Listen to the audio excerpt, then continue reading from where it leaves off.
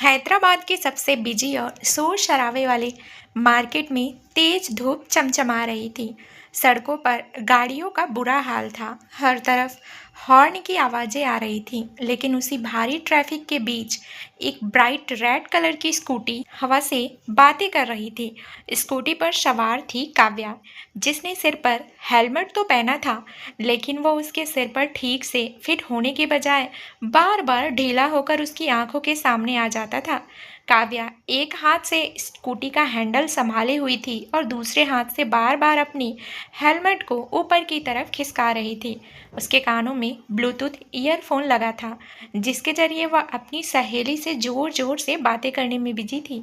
काव्या ने स्कूटी की रफ्तार थोड़ी और बढ़ाते हुए कहा, अरे यार प्रिया, मैं तुम्हें बता रही हूँ, आज अगर मम्मी ने मुझे उस खूसट दूल्हे को देखने के लिए जबरदस्ती घर पर बिठाया तो मैं उसके चाय में चीनी की जगह ढेर सारा नमक मिला दूंगी। मुझे अपनी लाइफ में अभी कोई शादी वादी नहीं करनी है।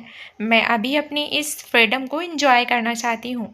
अभी काव्या का यह ड्रामा डायलॉग ख़त्म भी नहीं हुआ था कि अचानक मोड़ पर सामने से आ रही एक ब्लैक बुलेट से उसकी स्कूटी का अगला टायर हल्का सा टच हो गया। अचानक हुए इस टच से स्कूटी का बैलेंस पूरी तरह बिगड़ गया।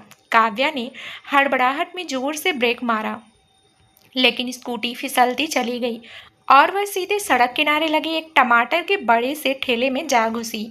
ठेला पूरी तरह पलट गया और चारों तरफ लाल लाल टमाटर बिखर गए। कुछ टमाटर तो सीधे काव्या के हेलमेट और कपड़ों पर जाकर पिचक गए। बुलेट पर सवार था विक्रम। उसने तुरंत अपनी बुलेट को स्टैंड पर लगाया, अपनी रेबैन की गॉगल्स उतारी और धीरे धीरे चलकर स्कूटी के पास आया।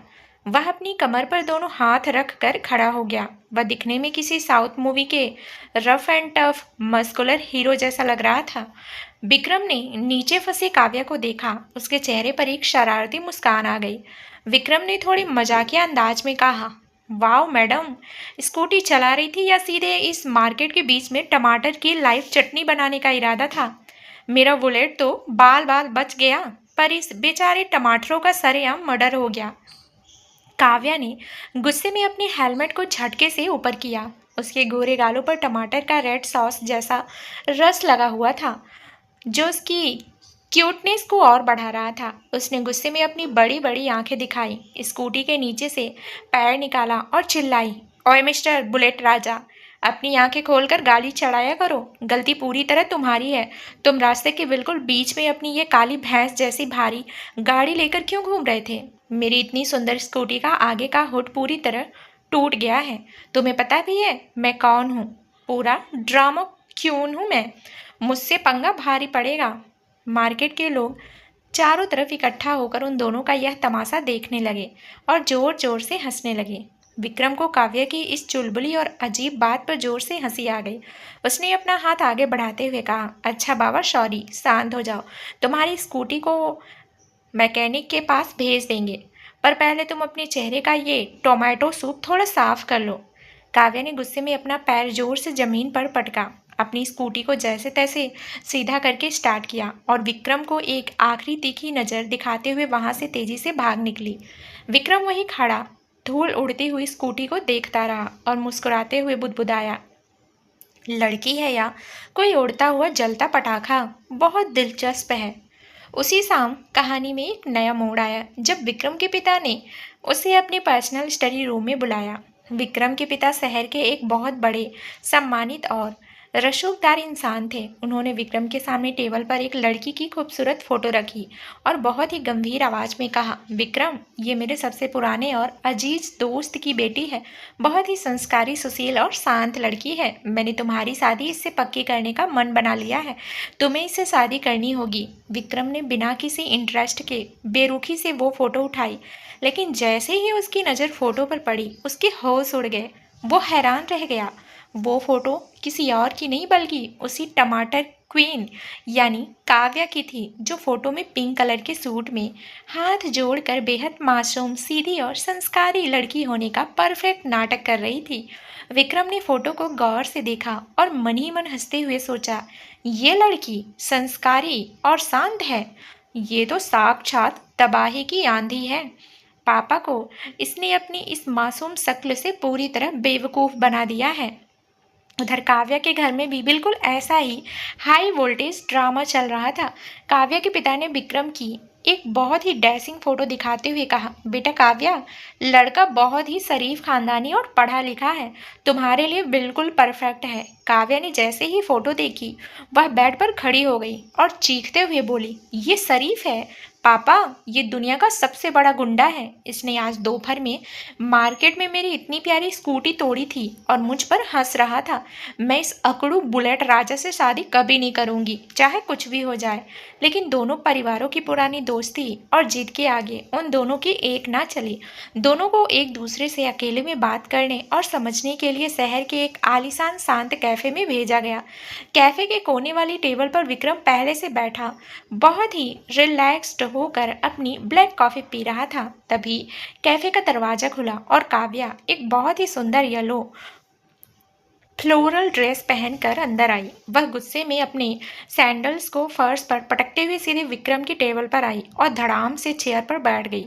उसने बिना कोई हाय हेलो किए सीधे बात शुरू की। देखो मिस्टर विक्रम, मैं तुम्हें बहुत ही क्लियर वर्ड्स में साफ साफ बता देती हूँ, मैं एक आज़ाद पंछी हूँ। मुझे उड़ना पसंद है।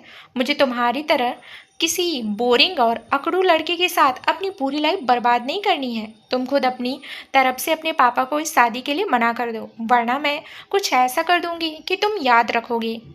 विक्रम अपनी चेयर पर थोड़ा पीछे की तरफ झुका, अपनी कॉफ़ी का कप टेबल पर रखा और शरारत से मुस्कुराते हुए उसकी आंखों में देखने लगा।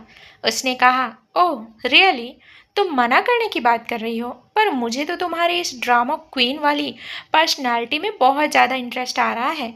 और वैसे भी मैं अपने पापा की मर्जी के खिलाफ कभी नहीं जाता। तो मैडम, शादी तो अब होकर रहेगी। अब मैं भी देखता हूँ कि तुम इस शादी को रोकने के लिए क्या क्या पैतरे अपनाती हो। काव्या ने गुस्से में आकर अपनी टेबल पर रखा कॉफ़ी का मग उठाया और बिना सोचे समझे एक ही सांस में पी गई। लेकिन वो काफ़ी बहुत ज़्यादा गर्म थी। कॉफ़ी मुंह में जाते ही काव्या की आंखें बड़ी हो गई। आह उफ, जल गया, बाप रे जल गया। वह अपनी जीभ बाहर निकाल कर अपने हाथ से हवा करने लगी।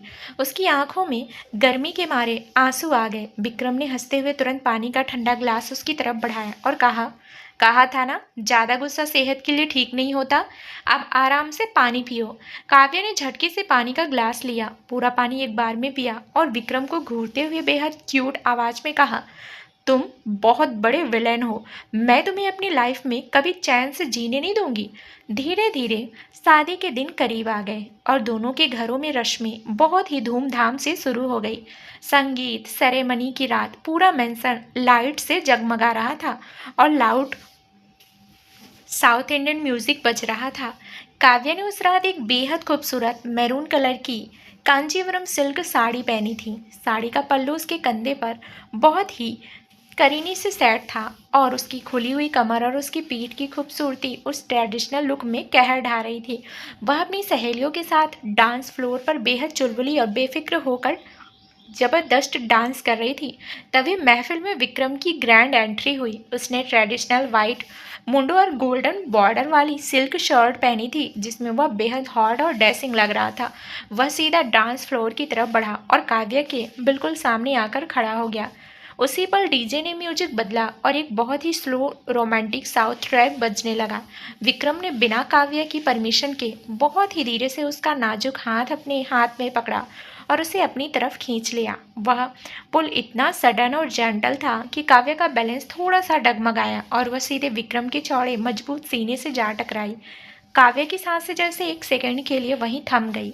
विक्रम ने अपना दूसरा हाथ बहुत ही धीरे से उसकी खुली हुई कमर पर रखा। विक्रम की उंगलियों की हल्की सी गर्माहट जब काव्या की त्वचा से टच हुई तो काव्या के पूरे बदन में एक मीठी सी सिरहन दौड़ गई।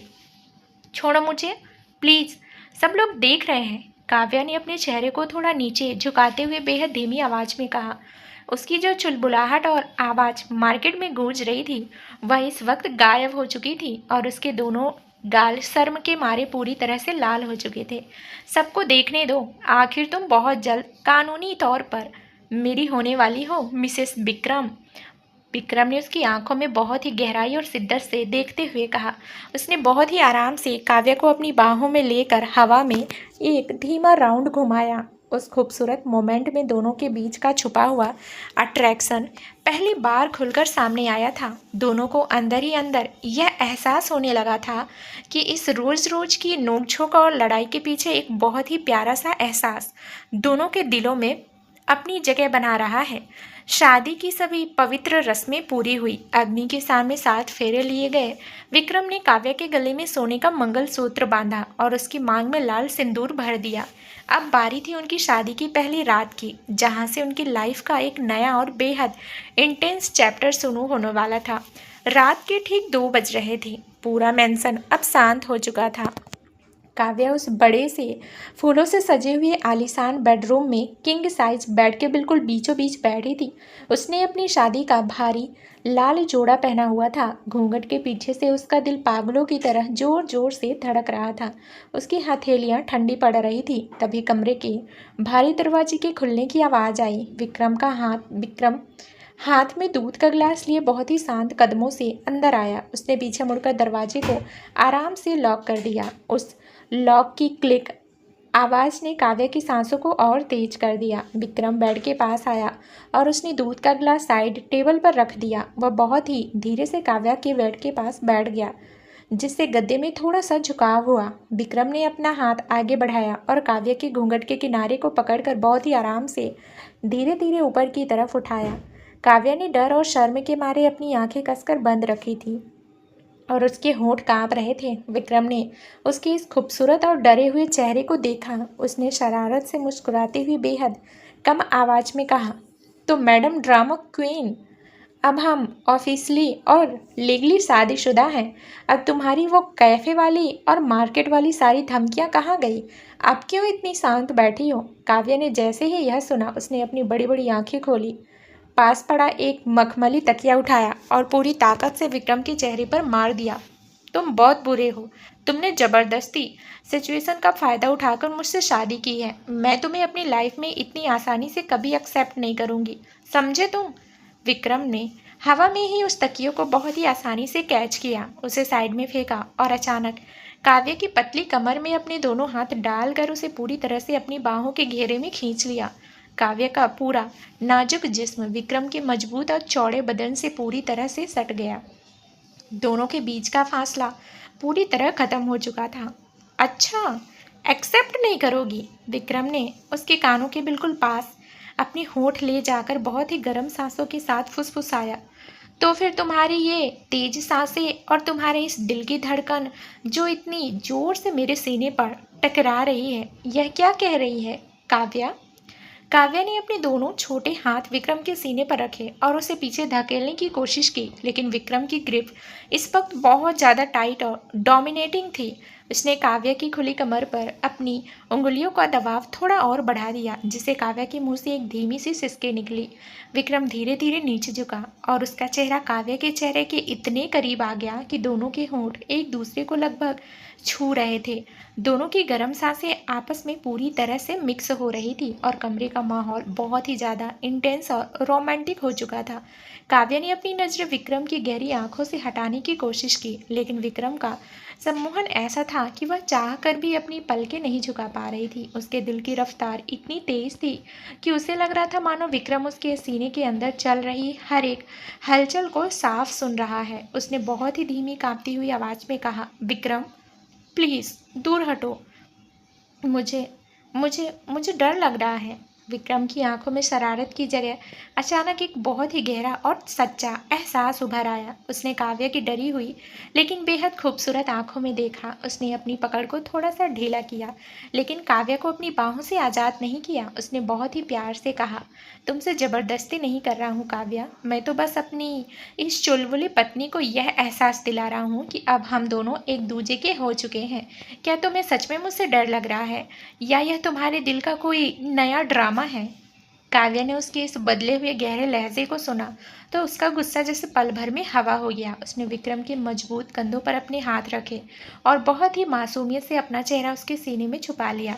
विक्रम को काव्या की यह हरकत इतनी प्यारी लगी कि उसने धीरे से अपनी टोंडी काव्या के सिर पर टिका दी उसने बहुत ही आराम से अपना हाथ ऊपर उठाया और काव्या के बालों में सजी चमेली के फूलों की वेणी को धीरे से सहलाया। कमरे में फूलों की भीनी भीनी खुशबू और दोनों की सांसों की गर्माहट एक नई दास्तां लिख रही थी। विक्रम ने बहुत ही जेंटलमैन तरीके से काव्या को बेड पर आराम से बिठाया और खुद उठकर साइड टेबल से दूध का गिलास उठा लिया। उसने गिलास काव्य की तरफ बढ़ाया और मुस्कुराते हुए कहा, लो अब ज़्यादा नखरे मत करो और इसे पी लो, वरना सुबह होते ही तुम्हारी मम्मी मुझसे पूछेंगी कि दामाद जी, हमारी बेटी ने रात को कोई नया हंगामा तो नहीं किया। काव्या ने ग्लास हाथ में लिया, विक्रम को एक छोटी सी घूरती हुई नज़र दिखाई और धीरे धीरे दूध पीने लगी। उसकी इस क्यूटनेस को देखकर विक्रम बेड के दूसरे कोने पर जाकर लेट गया और अपने सिर के नीचे दोनों हाथ रखकर छत को देखने लगा। काव्या ने ग्लास वापस टेबल पर रखा और बहुत ही संकोच के साथ बेड के एक कोने में सिमट कर लेट गई। उसने कंफर्ट को अपने गले तक उसने कंफर्टर को अपने गले तक ओढ़ लिया। पूरे कमरे में सन्नाटा था, लेकिन दोनों में से किसी को भी नींद नहीं आ रही थी। थोड़ी देर बाद विक्रम ने करवट बदली और काव्य की तरफ देखा, जो अपनी आंखें बंद करके सोने का नाटक कर रही थी। विक्रम ने बहुत ही धीमी आवाज में कहा, गुड नाइट ड्रामा क्वीन। काव्य के होठों पर एक अनजान सी मुस्कान आ गई। उसने आंखें खोले बिना ही मन में कहा, गुड नाइट बुलेट राजा। अगली सुबह मैंसन में एक नई चहल पहल के साथ शुरू हुई। साउथ इंडियन रीति रिवाजों के मुताबिक सुबह की रस्में बहुत ही जरूरी थी। काव्या सुबह जल्दी उठी और उसने एक बेहद खूबसूरत ग्रीन और गोल्डन बॉर्डर वाली हाफ साड़ी पहनी, बालों की लंबी चोटी बनाई और उसमें ताजे फूल सजाए। जब वह तैयार होकर आई तो उसकी चुलबुलाहट वापस लौट चुकी थी। किचन में विक्रम की माँ और दादी माँ कुछ खास पकवान बना रही थी। काव्या वहां पहुंची और हाथ जोड़कर बोली, अम्मा, दादी माँ, सुप्रभात। बताइए मुझे क्या काम करना है। आज मैं आप सबको अपने हाथ का बना ऐसा नाश्ता खिलाऊंगी कि आप उंगलियां चाटते रह जाएंगे। दादी माँ ने मुस्कुराते हुए कहा, अरे हमारी प्यारी बहू आ गई बेटा। बेटा, आज तुम्हारी पहली रसोई है। तुम्हें हमारे घर की परंपरा के मुताबिक मीठा पोंगल बनाना होगा। काव्य ने पूरे जोश में आकर कहा, पोंगल? अरे दादी माँ, ये तो मेरे बाएं हाथ का खेल है, आप बस देखती जाइए। काव्य ने किचन का मोर्चा संभाल लिया। उसने बर्तन उठाए, चावल और दाल निकाली, लेकिन बातूनी होने की वजह से वह काम करने से ज़्यादा बातें करने में बिजी थी। तभी विक्रम किचन के दरवाजे पर आकर खड़ा हो गया। उसने कैजुअल टी शर्ट और शॉर्ट्स पहन रखे थे और उसके बिखरे बाल बिखरे हुए थे। वह हाथ में कॉफ़ी का मग लिए काव्य को देखने लगा। काव्य ने जैसे ही विक्रम को देखा, उसने अपनी भौहें सिकोड़ी और बोली, ओए मिस्टर, किचन में तुम्हारा क्या काम है? जाओ बाहर जाकर अखबार पढ़ो, यहाँ सेफ काव्या काम कर रही है। विक्रम ने कॉफ़ी का एक घूंट लिया और शरारत से कहा, मैं तो बस ये देखने आया हूँ कि तुम पोंगल बना रही हो या किचन में कोई नया ब्लास्ट करने की तैयारी है। वैसे नमक का डिब्बा दूर रखना। मुझे याद है तुमने कैफ़े में क्या कहा था। काव्य ने गुस्से में चम्मच हवा में लहराया, तुम बहुत बड़े विलेन हो। देखना, मेरा पोंगल इस दुनिया का सबसे बेस्ट पोंगल होगा। लेकिन काव्या बातों बातों में गुड़ की चाशनी को गैस पर रखकर भूल गई। थोड़ी ही देर में किचन से धुएं की हल्की लकीर उठने लगी। काव्या ने जैसे ही देखा, वह पागलों की तरह चिल्लाने लगी, अरे बाबा रे, आग लग गई, धुआं हो गया, बचाओ। वह बर्तन पकड़ने गई, लेकिन वो बहुत गर्म था। उसके मुंह से चीख निकली और उसने बर्तन छोड़ दिया। विक्रम ने जैसे ही देखा, उसकी हंसी गायब हो गई। उसने तुरंत अपनी कॉफ़ी का मग साइड में रखा, तेजी से आगे बढ़ा और गैस को ऑफ किया। उसने काव्या का हाथ पकड़ा, जो डर के मारे कांप रही थी।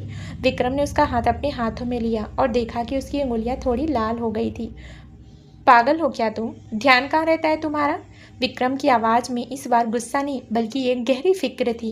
वह उसे खींचकर सिंक के पास ले गया और नल खोलकर उसकी उंगलियों पर ठंडा पानी डालने लगा। ठंडे पानी के टच से काव्या को थोड़ा रिलीफ मिला, लेकिन उसका ध्यान पानी पर नहीं था। वह विक्रम के चेहरे को देख रही थी, जो इस वक्त बहुत गंभीर और परेशान दिख रहा था। विक्रम की बड़ी बड़ी उंगलियां बहुत ही जेंटल तरीके से काव्य की हथेलियों को सहला रही थी। काव्य का चुलबुलापन इस फिक्र के आगे पूरी तरह पिघल गया। उसकी आंखों में हल्की सी नमी आ गई। ज़्यादा दर्द हो रहा है? विक्रम ने पानी बंद करते हुए बहुत ही सॉफ्ट आवाज़ में पूछा और सीधे काव्य की आंखों में देखा। काव्य ने धीरे से अपना सिर हिलाया, नहीं, अब ठीक है। विक्रम ने किचन से शेल्फ से किचन के शेल्फ से बर्नॉल की ट्यूब निकाली और बहुत ही धीरे धीरे एक एक उंगली पर क्रीम लगाने लगा। वह मोमेंट इतना ज़्यादा शांत और रियल था कि किचन का पूरा शोर शराबा जैसे बैकग्राउंड में गायब हो चुका था। क्रीम लगाने के बाद विक्रम ने काव्या की उंगलियों को अपने होठों के करीब लाया और उन पर एक हल्की सी फूंक मारी। उस गर्म फूंक का एहसास काव्य के दिल के पार उतर गया। तभी दादी माँ किचन में आई और यह नज़ारा देखकर जोर से हंस पड़ी। वाह, यहाँ तो पोंगल बनाने से पहले ही दोनों में इतनी मोहब्बत पक रही है। काव्य ने शर्माकर झटके से अपना हाथ विक्रम के हाथ से छुड़ाया और किचन से बाहर भाग गई। विक्रम मुस्कुराते हुए दादी माँ से बोला, दादी, आपकी बहू पोंगल तो नहीं बना पाई, पर उसने मेरा दिल जरूर पका दिया है। दोपहर का वक्त था। दोनों परिवारों ने मिलकर तय किया कि विक्रम और काव्या को उनके कुलदेवी के मंदिर जाना चाहिए, जो शहर से थोड़ी दूर पर एक पहाड़ी पर स्थित था। यह उनके खानदान की बहुत पुरानी रस्म थी। विक्रम ने अपनी ब्लैक बुलेट निकाली और काव्या से कहा, चलो ड्रामा क्वीन, अपनी सवारी पर बैठो। काव्या ने एक सुंदर ब्लू कलर की सिल्क साड़ी पहनी थी। वह बुलेट को देखकर थोड़ा हिचकिचाई। इस पर कैसे बैठूं? साड़ी पहनी है मैंने। विक्रम ने बाइक स्टार्ट की और कहा, अरे, कल तो तुम इसे बुलेट को काली भैंस कह रही थी। आज डर लग रहा है। आराम से साइड होकर बैठ जाओ, मैं धीरे चलाऊंगा। काव्या बहुत ही संभल कर बुलेट पर एक तरफ पैर करके बैठ गई। बुलेट जैसे ही मार्केट और हाईवे की सड़कों पर दौड़ी, ठंडी हवाएं काव्या के चेहरे को छूने लगी। पहाड़ी रास्ता शुरू होते ही बाइक पर हल्के हल्के झटके लगने लगे। एक बड़े झटके पर काव्या का बैलेंस बिगड़ा और उसने डर के मारे तुरंत विक्रम के चौड़े कंधों को दोनों हाथों से कस कर पकड़ लिया। विक्रम ने मिरर में काव्या का घबराया हुआ चेहरा देखा और उसके होठों पर एक बड़ी सी मुस्कान आ गई। उसने बाइक की स्पीड थोड़ी और बढ़ा दी। काव्या ने गुस्से में उसके कंधे पर एक छोटा सा मुक्का मारा। विक्की, धीरे चलाओ, मुझे डराओ मत। तो फिर कसकर पकड़ कर बैठो, गिरने का कोई चांस नहीं है, विक्रम ने हंसते हुए कहा। काव्या ने बिना कोई बहस किए विक्रम की कमर के इर्द गिर्द अपने हाथ डाल दिए और अपनी खुली हुई कमर को पूरी तरह से उसके पीछे से सटा दिया। विक्रम को अपनी पीठ पर काव्या के जिस्म की गर्माहट और उसकी तेज चलती सांसें महसूस हुई। उस सफर में दोनों के बीच की दूरियां और भी कम हो रही थी। वे पहाड़ी के ऊपर बने प्राचीन मंदिर पहुंचे। वहां का माहौल बहुत ही शांत और पवित्र था। दोनों ने हाथ जोड़कर देवी माँ की पूजा की। पंडित जी ने दोनों के माथे पर सिंदूर का टीका लगाया और आशीर्वाद दिया, तुम दोनों की जोड़ी हमेशा बनी रहे, खुश रहो। पूजा खत्म करके जब वे मंदिर की सीढ़ियों से नीचे उतर रहे थे, अचानक मौसम ने करवट बदली। काले घने बादल छा गए और देखते ही देखते मूसलाधार बारिश शुरू हो गई। पहाड़ी रास्ते पर पानी का बहाव तेज हो गया था और बुलेट से नीचे जाना इस वक्त बहुत डेंजरस था। विक्रम ने काव्या का हाथ पकड़ा और दौड़ते हुए मंदिर के पास बने एक पुराने खाली डाक बंगले गेस्ट हाउस की तरफ बढ़ा। वे दोनों पूरी तरह भीग चुके थे। गेस्ट हाउस के अंदर सन्नाटा था और केवल बारिश की जोरदार आवाज आ रही थी। काव्या ठंड के मारे बुरी तरह कांप रही थी। उसकी सिल्क साड़ी पूरी तरह भीग कर उसके बदन से चिपक गई थी, जिससे उसकी खूबसूरत काया और भी आकर्षण लग रही थी। विक्रम ने कमरे का दरवाजा बंद किया और चारों तरफ देखा। वहां एक पुराना सोफा और एक बड़ा सा बेड था। उसने काव्या की तरफ देखा, जो अपने दोनों हाथों से खुद को समेटे खड़ी थी और उसके दांत कटकटा रहे थे। विक्रम उसके पास आया। उसकी खुद की शर्ट भी भीगी हुई थी, जिसे उसने एक झटके में उतारकर साइड में रख दिया। उसका गठीला और मस्कुलर सीना पूरी तरह सामने था, जिस पर बारिश की बूंदें चमक रही थी। काव्या ने जैसे ही विक्रम को इस हाल में देखा, उसकी धड़कनें रुक गई। विक्रम ने अलमारी खोली और वहां रखा एक सूखा बड़ा सा कंबल निकाला। वो बहुत ही शांत और धीमे कदमों से काव्या के बिल्कुल करीब आकर रुक गया। दोनों के बीच की हवा इस वक्त बहुत गर्म हो चुकी थी। विक्रम ने कंबल को खोला और बहुत ही आराम से काव्या के कंधों के ऊपर डाल दिया। उसने कंबल के दोनों कोनों को पकड़ा और काव्या को धीरे से अपनी तरफ खींचा। काव्या की आंखें विक्रम की आंखों में उलझ गई। विक्रम का चेहरा बहुत ही सीरियस और पैशनेट हो चुका था। उसने अपनी उंगलियों से काव्या के चेहरे पर चिपके भीगे बालों को बहुत ही धीरे धीरे पीछे की तरफ खिसकाया। उसकी उंगलियों का टच काव्या के गालों पर एक करंट की तरह दौड़ रहा था। काव्या, विक्रम की आवाज़ बहुत ही भारी और मदहोश कर देने वाली थी। काव्या के होंठ कांप रहे थे। वि, वि, वि, तुम क्या कर रहे हो? वही जो एक पति को अपनी पत्नी के साथ इस हसीन मौसम में करना चाहिए, विक्रम ने फुसफुसाते हुए कहा और उसका हाथ काव्या की साड़ी के पल्लू से होते हुए उसकी खुली कमर पर जाकर टिक गया। काव्या ने अपनी आंखें मद्दम कर ली। उसका चुलबुलापन इस वक्त पूरी तरह से एक गहरे पैशनेट रोमांस में तब्दील हो चुका था। दोनों की सांसें एक दूसरे से टकरा रही थी और एक बहुत ही वाइल्ड और इंटेंस लव मेकिंग मोमेंट की शुरुआत होने जा रही थी। विक्रम का हाथ काव्य की खुली कमर पर जमा हुआ था। उस स्पर्श की तपिश से काव्य का पूरा बदन भीतर तक सिहर उठा। कमरे के कोने में अलाव की लपटें मध्यम रोशनी बिखेर रही थी, जिसने दीवार पर उन दोनों के करीब आते सायों को और भी बड़ा और इंटेंस बना दिया था। बाहर मूसलाधार बारिश का शोर चल रहा था, लेकिन इस बंद कमरे के भीतर सिर्फ उन दोनों की भारी होती सांसों की आवाज़ें गूंज रही थी। विक्रम ने बहुत ही जेंटली काव्य को अपनी तरफ थोड़ा और खींचा। काव्य का भीगा बदन जब विक्रम के तपते हुए मस्कुलर सीने से पूरी तरह टच हुआ, तो उसके मुंह से एक बेहद धीमी मदहोश कर देने वाली सिसकी निकली। उसने अपनी बड़ी बड़ी आंखें उठाई और विक्रम की गहरी भूरी आंखों में देखा। उन आंखों में हमेशा दिखने वाली शरारत आज गायब थी। वहाँ सिर्फ और सिर्फ काव्य के लिए एक बेपनाह भूख और एक पवित्र सच्चा प्यार था। विक्की, सब सब बहुत बहुत जल्दी जल्दी हो रहा है। मैं समझ नहीं पा रही हूँ। काव्या ने अपने दोनों छोटे हाथ विक्रम के चौड़े कंधों पर रखते हुए बेहद लड़खड़ाती हुई आवाज़ में कहा। उसका हमेशा रहने वाला चुलबुलापन इस इंटेंस मोमेंट के आगे पूरी तरह पिघल चुका था।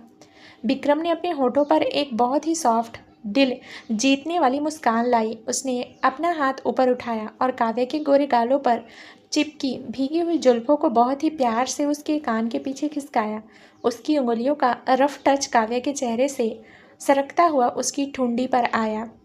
विक्रम ने उसके चेहरे को थोड़ा ऊपर उठाया और बेहद भारी मर्दाना आवाज़ में फुसफुसाया, कुछ भी जल्दी नहीं है मेरी ड्रामा क्वीन। तुम्हारी ये जो धड़कनें इतनी जोर से मेरे सीने पर प्रहार कर रही है, ये चीख चीख कर कह रही है कि तुम भी इसी पल का कब से इंतजार कर रही थी। आज के बाद मैं तुम्हें खुद से कभी दूर नहीं होने दूंगा। काव्या के पास इस बात का कोई जवाब नहीं था। उसने अपनी पलकें मध्यम कर ली और अपना सिर पूरी तरह से विक्रम के सीने पर टिका लिया। विक्रम ने बिना एक पल गवाए काव्या की पैरों के नीचे अपने मजबूत हाथ रखे और उसे एक बहुत ही स्मूथ हॉट लिफ्ट के साथ अपनी बाहों में ऊपर उठा लिया। काव्या के पैर खुद ब खुद विक्रम की कमर के इर्द गिर्द लॉक हो गए और उसने डर व एक्साइटमेंट के मारे अपने हाथ विक्रम के गले में कस दिए। विक्रम उसे अपने भारी और डोमिनेटिंग कदमों से चलाते हुए सीधे उस पुराने बड़े से बेड की तरफ ले आया। उसने काव्या को मखमली कंफर्टर के ऊपर बहुत ही आराम से किसी नाजुक कांच की मूरत की तरह लिटाया और खुद उसके ऊपर आ गया। कमरे का तापमान जैसे अचानक से कई गुना बढ़ गया था। अलाव की पीली रोशनी काव्य के चेहरे और उसकी खुली कमर पर पड़ रही थी, जिससे उसका रूप इस वक्त किसी अप्सरा जैसा कातिलाना लग रहा था। विक्रम ने अपनी उंगलियों से काव्य के होठों को छुआ, जो हल्के से कांप रहे थे। उसने काव्य की आंखों में देखते हुए कहा, अब कोई नोकझोंक नहीं, कोई लड़ाई नहीं, आज सिर्फ तुम हो और मैं हूँ। काव्य ने कुछ नहीं कहा। उसने बस अपनी आंखें पूरी तरह से बंद कर ली, जो विक्रम के लिए एक मूक परमिशन थी। विक्रम का चेहरा नीचे झुका और उसके होंठ सीधे काव्य के रसीले गुलाबी होठों से जा मिले। वह की शुरुआत में बहुत ही धीमी, जेंटल और गहरी थी। विक्रम बहुत ही प्यार से काव्य के होठों को चूम रहा था, जैसे वह अपनी लाइफ की सबसे कीमती चीज का स्वाद चख रहा हो। लेकिन धीरे धीरे जैसे जैसे काव्या ने विक्रम के मजबूत कंधों पर अपने नाखून गड़ाए, उस लिप किस का पैसन और इंटेंसिटी बढ़ती चली गई। वह एक बेहद वाइल्ड, क्रेजी और deep passionate love making moment में बदल गया। दोनों की सांसें एक दूसरे के मुंह में पूरी तरह से उलझ चुकी थी। विक्रम के होंठ काव्य के होठों को बुरी तरह से चूमते हुए नीचे उसकी ठुंडी पर आ गए और फिर धीरे धीरे सरकते हुए उसकी सुराहीदार भीगी हुई गर्दन पर पहुंच गए। विक्रम ने अपनी गर्म जीभ से काव्य की गर्दन को सहलाया और नीचे उसकी कॉलर बोन पर अपनी लव बाइट का एक गहरा निशान छोड़ दिया। काव्य का पूरा नाजुक जिस्म हवा में थोड़ा ऊपर उठा और उसके मुंह से एक बेहद गहरी, मदहोश कर देने वाली चीख निकली। विक्की, उफ! कमरे की मध्यम लाइट्स और बाहर होती बारिश के बीच दोनों के जिस्म एक दूसरे की चाहत में पूरी तरह से खो चुके थे। विक्रम ने काव्य की साड़ी के पल्लू को बहुत ही आराम से साइड किया और उसके ब्लाउज के डोरियों को एक एक करके बहुत ही पैशनेटली खोला। काव्य का गोरा खूबसूरत बदन अलाव की रोशनी में सोने की तरह चमक उठा। विक्रम ने काव्या के पूरे वजूद को, उसकी हर एक सांस को अपनी मजबूत बाहों के घेरे में समेट लिया। उस बेड पर अब कोई पाबंदी नहीं थी, कोई हिचकिचाहट नहीं थी। वहां सिर्फ दो रूहों का एक दूजे में पूरी तरह से खो जाना था। वक्त जैसे ठहर गया था। सुबह की पहली किरण जब खिड़की के शीशे से छन कर अंदर आई, तब जाकर बारिश रुकी थी। काव्य विक्रम के चौड़े और मजबूत सीने पर अपनी एक बाह रखकर बहुत ही सुकून की गहरी नींद में सो रही थी। उसके चेहरे पर सुबह की ताज़ी धूप पड़ रही थी और उसके होठों पर एक बहुत ही प्यारी और संतुष्ट मुस्कान थी। विक्रम पहले से ही जाग चुका था। वह करवट लेकर बहुत ही प्यार से अपनी चुलबुली पत्नी को देख रहा था। उसने धीरे से नीचे झुककर काव्य के माथे और उसकी बंद आंखों को बहुत ही कोमलता से चूम लिया। जैसे ही विक्रम के होंठ उसकी आंखों से छुए, काव्य की नींद खुल गई। सामने विक्रम को इतने करीब देखकर और बीती रात के सारे खूबसूरत इंटेंस मोमेंट्स याद आते ही काव्य का पूरा चेहरा शर्म के मारे एकदम लाल हो गया। उसने तुरंत चादर से अपना मुंह छिपाने की कोशिश की। विक्रम ने हंसते हुए चादर को थोड़ा नीचे खींचा और शरारत से कहा, अरे वाह, तो हमारी शहर की नंबर 1 ड्रामा क्वीन को शर्माना भी आता है। मुझे लगा था तुम्हें सिर्फ मार्केट में टमाटर फेंकना और मुझ पर चिल्लाना ही आता है। काव्या ने चादर के अंदर से ही अपना छोटा सा हाथ निकाला और विक्रम के सीने पर एक मुक्का मारा। विक्की, तुम बहुत बुरे हो। सुबह सुबह मेरा मजाक मत उड़ाओ। चलो जल्दी से उठो, हमें घर भी जाना है। अगर घर वाले ढूंढते हुए यहाँ आ गए तो मैं तो शर्म के मारे वहीं जमीन में धंस जाऊंगी। विक्रम जोर से हंसा और बेड से नीचे उतरा। ठीक है बाबा तुम तैयार हो जाओ, मैं बाहर जाकर बुलेट चेक करता हूँ। काव्या ने अपनी साड़ी को अच्छे से सेट किया, अपने बिखरे बालों को संवारा और जब वह पूरी तरह तैयार होकर आई तो उसकी वही पुरानी चुलबुली और नटखट स्माइल वापस आ चुकी थी। दोनों डाक बंगले से बाहर निकले। मौसम एकदम साफ और सुहाना हो चुका था। पहाड़ों पर चारों तरफ ताज़ी हवा चल रही थी। विक्रम ने बुलेट स्टार्ट की। काव्य बहुत ही आराम से उसके पीछे बैठ गई और इस बार उसने बिना किसी झिझक के अपनी दोनों बाहें विक्रम की कमर में कसकर डाल दी। बुलेट पहाड़ी रास्तों को पार करती हुई वापस उनके आलीशान मेंशन की तरफ दौड़ पड़ी। बुलेट जैसे ही मेंशन के आलीशान पोर्टिको में आकर रुकी, काव्य ने बहुत ही फुर्ती से नीचे पैर रखे। वह घर के भारी लोहे के दरवाजे को देखकर थोड़ी नर्वस थी, लेकिन उसकी चुलबुली फितरत पर ज़्यादा देर तक नर्वसनेस टिक नहीं सकती थी। विक्रम ने बुलेट को स्टैंड पर लगाया, अपनी शर्ट के कॉलर को ठीक किया और काव्य की तरफ देखकर शरारत से आंख मारी। तो तैयार हो जाओ ड्रामा क्वीन, अंदर अदालत सजी हुई है। जैसे ही दोनों ने लिविंग रूम के बड़े से हॉल में कदम रखा, वहाँ का नज़ारा देखकर दोनों के कदम वहीं के वहीं जम गए। सामने सोफे पर विक्रम के कड़क पिता, काव्य के पिता, माँ और दादी माँ सब एक साथ लाइन में बैठे थे। उनके चेहरों पर ऐसे कड़क एक्सप्रेशन थे जैसे कोई बहुत बड़ा नेशनल लेवल का कोर्ट केस चल रहा हो। पूरे कमरे में पिन ड्रॉप लाइट साइलेंस था। काव्य के पिता ने अपने चश्मे को नाक पर थोड़ा नीचे खिसकाया, विक्रम के पिता की तरफ देखा और फिर बहुत ही भारी आवाज़ में बोले, तो आ गए तुम दोनों। पूरी रात पहाड़ी पर बिताने के बाद अब सुबह सुबह घर की याद आई है। हमें तो लगा था तुम दोनों वहीं डाक बंगले को अपना नया आशियाना बना चुके हो। काव्या ने जैसे ही अपने पापा की कड़क आवाज़ सुनी, उसकी अंदर की ड्रामा क्वीन को जैसे कोई नया ब्लॉकबस्टर स्क्रिप्ट मिल गया। उसने तुरंत एक बहुत ही लंबी और गहरी सांस ली। अपनी बड़ी बड़ी आंखों में तुरंत नकली आंसुओं का सैलाब लाया। अपने दोनों हाथ जोड़े और सीधे अपने पापा और सास ससुर के सामने घुटनों के बल बैठने का परफेक्ट नाटक करते हुए बहुत ही रोनी और ऊंची आवाज़ में बोली, अरे पापा मम्मी, आप लोग जैसा सोच रहे हैं भगवान कसम वैसा बिल्कुल भी नहीं है। हम लोग वहाँ कोई हनीमून या पिकनिक मनाने नहीं गए थे। कल बाहर इतनी भयानक डरावनी और कयामत जैसी बारिश हो रही थी। बड़े बड़े पहाड़ टूट रहे थे, आसमान से बिजली कड़क रही थी और बुलेट के चक्के कीचड़ में पूरी तरह फंस चुके थे। अगर विक्की अपनी जान पर खेलकर मुझे अपनी मजबूत बाहों में उठाकर उस पुराने डाक बंगले के अंदर नहीं ले जाते तो आज आपकी इकलौती चुलबुली नटखट और इतनी सुंदर बेटी इस दुनिया में जिंदा नहीं बचती। आप लोग हमें इस तरह खूंखार नज़रों से डांटने के बजाय मेरे प्यारे विक्की को दुनिया के बेस्ट दामाद का मेडल क्यों नहीं देते। काव्य की इस लंबी चौड़ी बढ़ा चढ़ाकर और शुद्ध ओवर एक्टिंग से भरी बातों को सुनकर विक्रम ने अपना सिर पकड़ लिया। उसने धीरे से काव्य की बनारसी साड़ी का पल्लू पीछे से खींचते हुए उसके कान में फुसफुसाया, फुसफुसाया, ओए ड्रामा क्वीन, थोड़ा कम ओवर एक्टिंग करो, वरना पापा सचमुच पुलिस को फ़ोन करके उस डाक बंगले का पूरा सीसीटीवी फुटेज मंगवा लेंगे। तभी अचानक लिविंग रूम का पूरा कड़क माहौल एक सेकंड में बदल गया। विक्रम के पिता, जो अब तक बहुत ही गुस्से में दिख रहे थे, अचानक जोर जोर से हंसने लगे। उनके हंसते ही काव्या की मम्मी और दादी माँ भी अपनी हंसी नहीं रोक पाई और सब खिलखिलाकर हंस उठे। दादी माँ ने आगे आकर काव्या को उठाकर गले से लगाया और हंसते हुए कहा, अरे हमारी भोली और नौटंकी बहू, हम तुम दोनों से बिल्कुल भी गुस्सा नहीं है। हमें तो सुबह ही पंडित जी ने फ़ोन करके बता दिया था कि पहाड़ी का रास्ता लैंडस्लाइड की वजह से पूरी तरह ब्लॉक हो गया है। हम तो बस सुबह सुबह तुम्हारी ये मज़ेदार नौटंकी देखने के लिए गंभीर होने का नाटक कर रहे थे।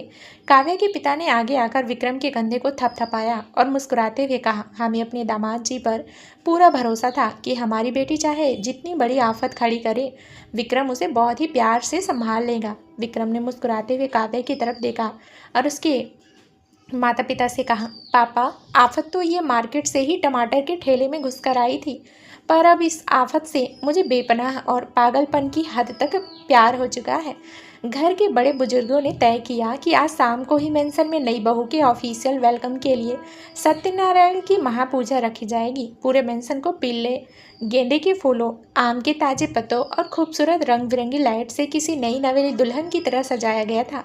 पूरे घर की हवा में कपूर, गूगल और शुद्ध देसी घी के दियों की खुशबू महक रही थी। शाम को पूजा के लिए काव्या ने एक बेहद खूबसूरत रॉयल ब्लू और गोल्डन हैवी बॉर्डर वाली बनारसी साड़ी पहनी थी। बालों का एक सुंदर ट्रेडिशनल जूड़ा बनाया था और उसमें मोगरे के ताजे फूलों का गजरा सजाया था। माथे पर छोटी सी लाल बिंदी, कानों में झुमके और गले में विक्रम के नाम का सोने का मंगलसूत्र चमक रहा था। जब वह सीढ़ियों से बहुत ही आहिस्ता से नीचे उतरी तो विक्रम उसे बिना पलके झपकाए बिल्कुल सम्मोहित होकर देखता ही रह गया। वह खुद ब्लैक रेशमी कुर्ता पाजामा और कलाई पर रोलेक्स घड़ी पहने किसी साउथ मूवी के रॉयल प्रिंस जैसा लग रहा था। पूजा की रस्में शुरू हुई। पंडित जी ने वेदी के सामने मंत्र पढ़ना शुरू किया। काव्या को इस बार उसकी माँ ने सीधा और शांत बैठने की सख्त हिदायत दी थी, लेकिन उसका चुलबुला दिमाग कहाँ मानने वाला था। पूजा के बीच में जब पंडित जी ने कहा, अब वर अपनी वधू के हाथ में यह पवित्र रक्षा सूत्र बांधे, तो विक्रम ने काव्या का नाजुक हाथ अपने मजबूत हाथों में लिया। विक्रम ने बहुत ही धीरे से उसकी हथेली को नीचे से सहलाया और धागा बांधते वक्त सीधे उसकी आंखों में देखते हुए अपनी एक आंख बहुत ही शरारत से दबा दी। काव्या ने अपनी जीभ दांतों के बीच दबाई और विक्रम को चढ़ाने के लिए अपने होठों को अजीब सा सिकोड़ कर गोल गोल मुंह बनाने लगी। विक्रम की हंसी छूटने ही वाली थी कि उसके पिता ने पीछे से जोर से गला साफ किया। विक्रम, पूजा चल रही है, ध्यान कहाँ है तुम्हारा? विक्रम तुरंत सीधा और गंभीर होकर बैठ गया और काव्या चुपके से अपनी साड़ी के पल्लू से अपना मुंह छिपाकर दबी हुई आवाज में हंसने लगी। पूजा खत्म होने के बाद सभी मेहमानों ने स्वादिष्ट नाश्ता और पोंगल खाया और एक एक करके सबको विदा किया। रात के ठीक 12 बज चुके थे। मेंशन के सभी लोग अब अपने अपने कमरों में सोने जा चुके थे और चारों तरफ एक खूबसूरत सन्नाटा था। काव्या बेडरूम के बड़े से आईने के सामने खड़ी होकर अपने बालों का गजरा निकाल रही थी। कमरे में सिर्फ मध्यम पीली डिम लाइट जल रही थी जो वहां के माहौल को बेहद रोमांटिक बना रही थी। तभी बेडरूम का भारी दरवाजा खुला और विक्रम अंदर आया। उसने पीछे मुड़कर दरवाजे को बहुत ही आराम से कुंडी लगा दी। वह बहुत ही शांत, गहरे और धीमे कदमों से चलता हुआ सीधे काव्या के बिल्कुल पीछे आकर खड़ा हो गया। आईने में दोनों की नजरें मिली। विक्रम ने अपने दोनों मजबूत हाथ आगे बढ़ाए और बहुत ही आराम से काव्य की पतली खुली कमर को अपने बाहों के घेरे में जकड़ लिया। उसने अपना चेहरा आगे बढ़ाया और अपने होंठ काव्य के कंधे और उसकी सुराहीदार गर्दन पर बहुत ही शिद्दत से रख दिए। विक्रम की गर्म और भारी सांसें काव्य के कान के ठीक पीछे महसूस हो रही थी, जिससे काव्य के पूरे जिस्म में एक मीठी सी सिरहन दौड़ गई। उसने बेहद रोमांटिक और गहरी मर्दाना आवाज में कहा, तो मिसेस विक्रम, आज की पूजा में तुम्हारा संस्कारी बहू का रोल कैसा रहा? कोई नई पंचलाइन नहीं मारी तुमने? काव्या ने धीरे से पीछे रुक किया और अपनी दोनों नाजुक बाहें विक्रम के मजबूत गले में डाल दी। उसने बहुत ही चुलबुलाते और शर्माते हुए बोली, मेरा रोल तो एकदम सुपरहिट था विकी, पर अब मुझे इस संस्कारी बहू के रोल से थोड़ा सा ब्रेक चाहिए। अब मुझे सिर्फ और सिर्फ अपने इस अकड़ू बुलेट राजा की लाइफ टाइम ड्रामा क्वीन बनकर रहना है। विक्रम की आंखों में प्यार का एक गहरा और पागलपन से भरा समंदर उमड़ रहा था। उसने बिना एक पल गवाए काव्या को अपनी मजबूत बाहों में बहुत ही स्मूथली ऊपर उठा लिया और सीधे उस बड़े से फूलों वाले बेड पर ले आया। उसने काव्या को मखमली गद्दे पर लिटाया और खुद उसके ऊपर आ गया। दोनों की सांसें एक दूसरे से पूरी तरह से टकरा रही थी। विक्रम का चेहरा नीचे झुका और उसके होंठ सीधे काव्या के कांपते हुए गुलाबी होंठों से जा मिले। वह किस बहुत ही पैशनेट, वाइल्ड, डीप और क्रेजी थी, जिसमें पिछले कुछ दिनों की तड़प, मार्केट की वो पहली लड़ाई, वो टमाटर का ठेला और उनके बीच की बेपनाह मोहब्बत का पूरा एहसास घुला हुआ था। दोनों के जिस्म और रूह एक दूसरे की गर्माहट में पूरी तरह से खो गए। यह दो बिल्कुल अलग मिजाज के लोगों की दास्तान थी, एक बेफिक्र बुलेट राजा और एक नटखट चुलबुली ड्रामा क्वीन जो हमेशा हमेशा के लिए एक मुकम्मल प्रेम में डूब गए।